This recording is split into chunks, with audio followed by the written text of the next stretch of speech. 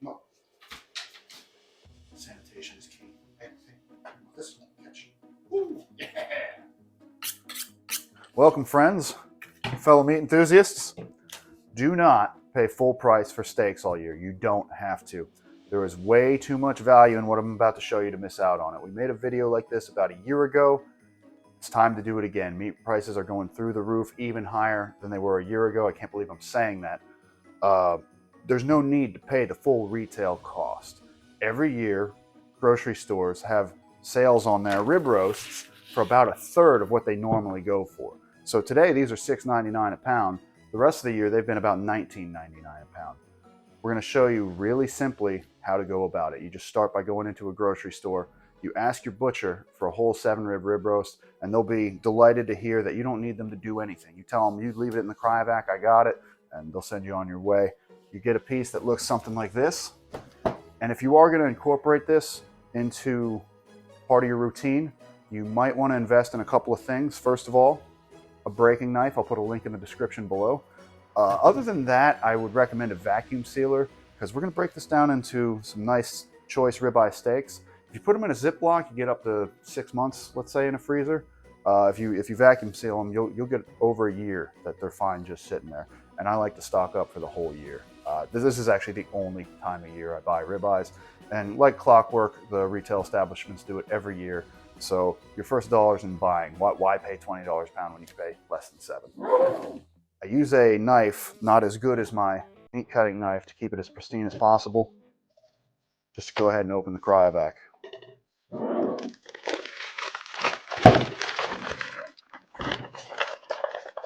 Yeah, look at that. Love that. It's gonna be great. So start at bones facing away from you, like this. Get your knife, whether a small boning knife or your breaking knife, either one, and you just get it started at the beginning point, just separating a little bit from the bone to the meat.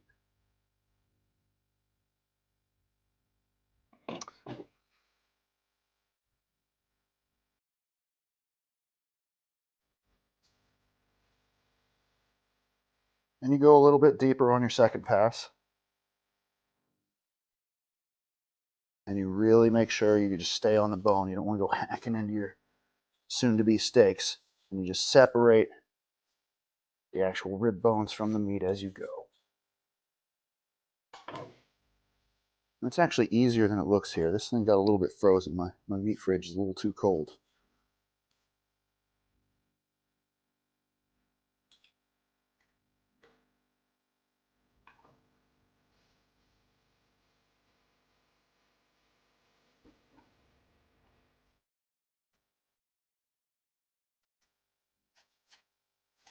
So you don't need to do it all one shot. Just pass after pass, staying on the same line, going a little bit deeper.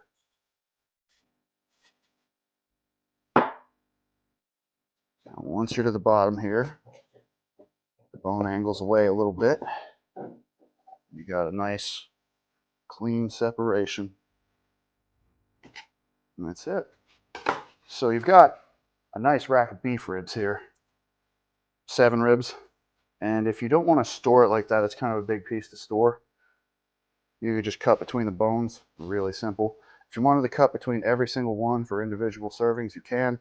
Or if you want to keep them together as a rack, maybe you smoke them, put them in the oven, grill them, good anyway. Nice little bonus I like to have when you process these. Let's get to our boneless ribeye.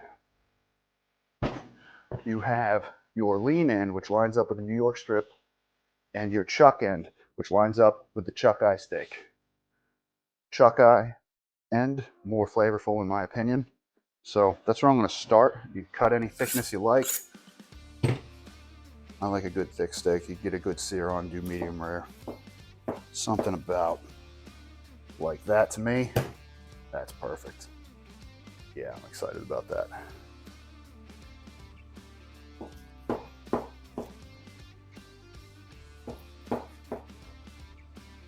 It's real easy to do, just cut straight down. Anybody could do it. The hardest part was taking the bones off, so once you're through that, this is easy.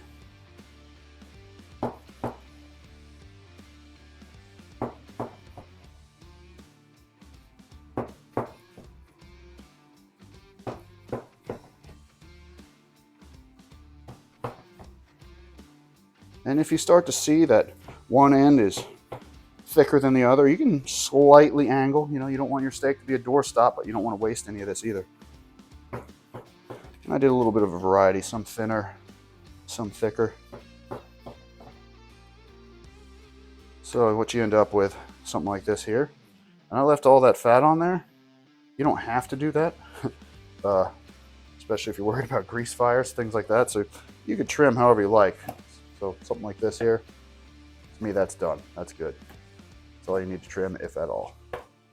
And you could cook down your fat into tallow. You could go through your trimmings, run it through a food processor, get a little bit of burger meat out of it. Nothing needs to go to waste.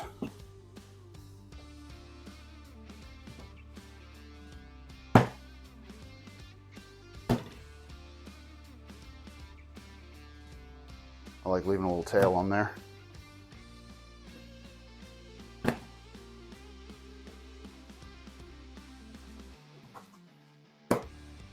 This item here, when they put it at this price, it's actually a lost leader for the retail establishment, meaning they lose money on it.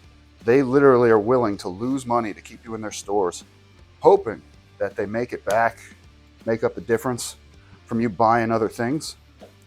So the value really is there. This is, to me, in times like now, if you're a steak eater, you can't afford not to do this.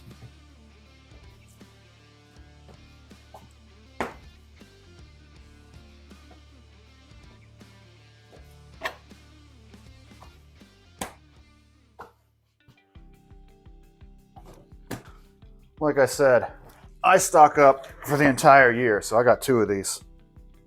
Back to the dull knife, keeping these as pristine as you can.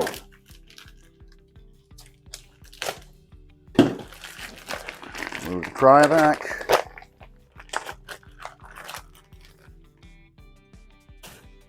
And we're going to do it again. But this time I'm going to do it a little different.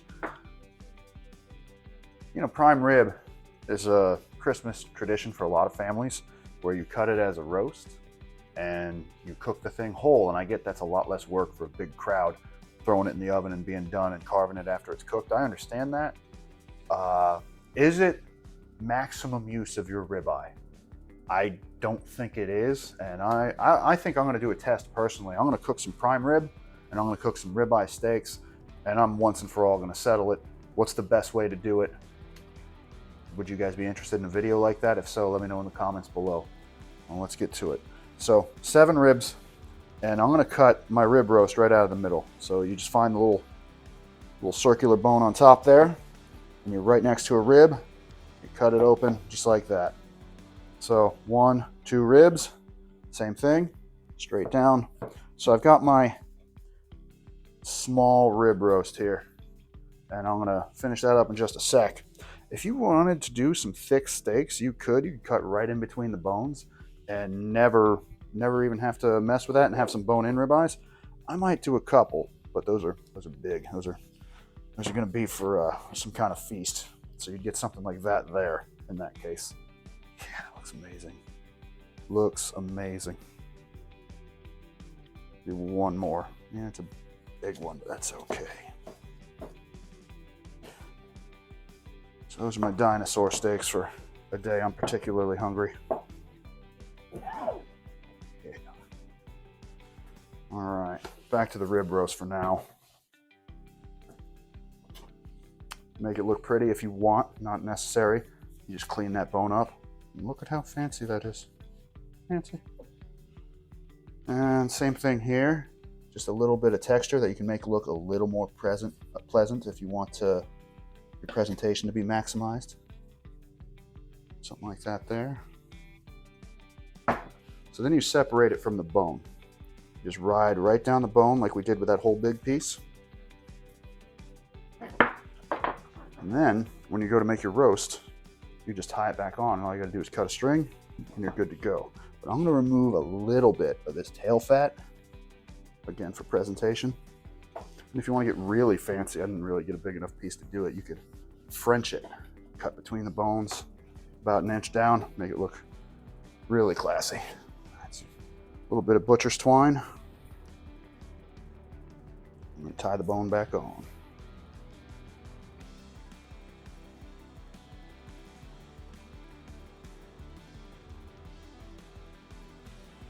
I will do a video dedicated to how you tie this if you like.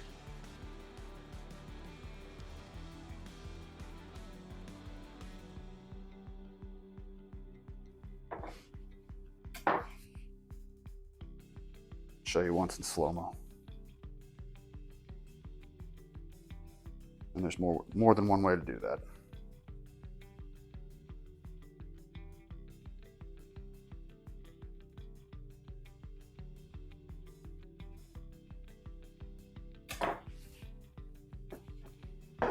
So there you have a beautiful 2-bone rib roast.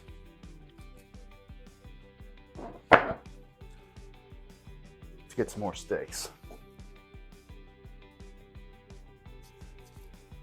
Add to our ribs there for barbecuing.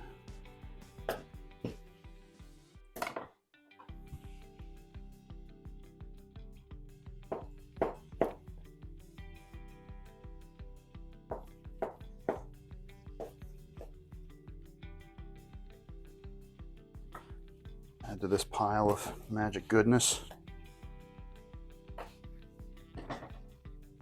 And it actually gets even a little easier if you cut between the bones like that. But I do recommend, if you're just trying to maximize your steak, taking it off whole, because every time you segment it, you've got to worry about evening up and not having one weird end steak or not proper thickness or not uniform thickness. So again, on the chuck end here. And that chuck end, sometimes you'll see it's got some sawdust that doesn't look that great, so people often prefer that leaner, nicer looking end. I'm telling you, that's where the flavor is. And it's real simple. Just take anything and scrape that off. And you can see the intermuscular fat, the connective tissue, all that stuff that may not look as pleasant. That's where flavor hides. All close to that connective tissue. It's going to be some of the most tender steak you can get.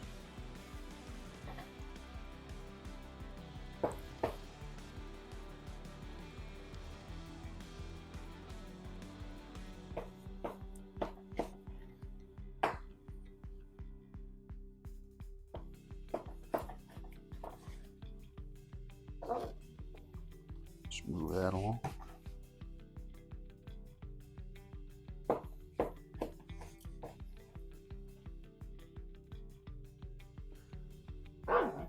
Is that not maybe the best thing you've ever seen? Well guys, if you got value out of this video, if you enjoyed this, please give it a thumbs up, share it out, subscribe if you haven't already. Thanks a lot for watching.